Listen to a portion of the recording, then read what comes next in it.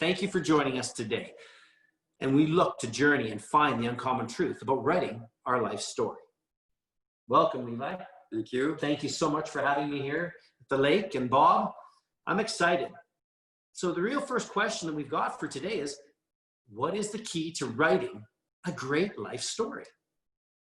Levi, why don't you start with this? Well, starting at the beginning, I would need to say very quickly that we are pretty much shaped by our childhood and our families and our history. And I have a very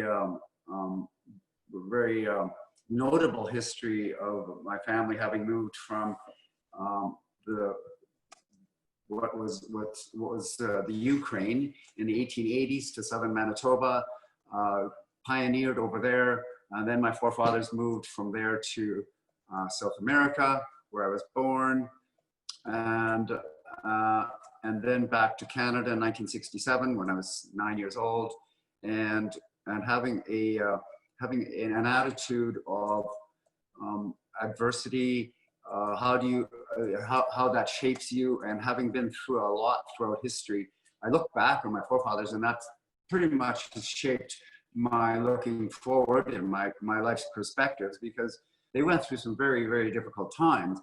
And so as I became of age and started to realize what my ambitions were, I really looked back a lot and realized that I'm actually a product of a really strong community, and I have that DNA of a community mindset that's ultimately shaped me and who I became, and how I actually lived my life together with the rest of my family, my immediate family, and my friends, and what my ambitions were. And they were largely shaped by my upbringing of coming from a very poor background, having to work for everything. Nothing was given to us, and then learning what that meant on how I would shape my life and what I wanted out of life.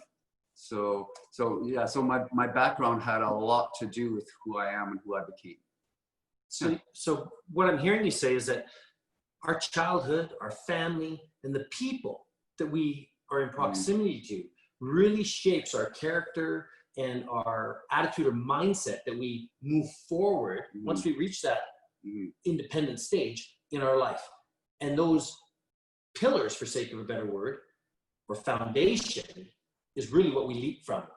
Absolutely. And that was the thing, is that whenever I did something, I always had my family in mind. And so from early on, when I was a teenager, we had to go and work. And it was not uncommon for us as young teenagers to have to work all summer, not play in the summer between school. And that money was given to parents to support the community of our family. And so early on, I learned that to be a successful family or a unit or a community, you really have to think about everyone else around you all the time. And so none of us resent the fact that we worked hard all summer and gave the money to the family, to the parents, so that the whole family unit could survive and move on and do the things that they needed to do to support one another. It was pretty much survival at many times. So sure. So Bob, what are your thoughts on that? Well, I really appreciate Levi's story of community and family and the value system that he was brought up with, that hard work was important, that contributing to the family was important. Ironically, I was just thinking as he was talking, I've met at least 4 families over the past, let's say 6 months, that had 20-something-year-olds sitting in their basements. These are their children, Levi. You won't recognize this. Sitting in their basements, playing video games, refusing to go out and work, refusing to get work as they ponder their life, right?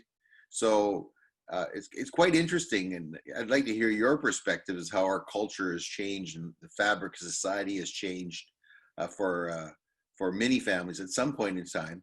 But I'm just really appreciative of how your parents brought you guys up, and how the family supported all those values.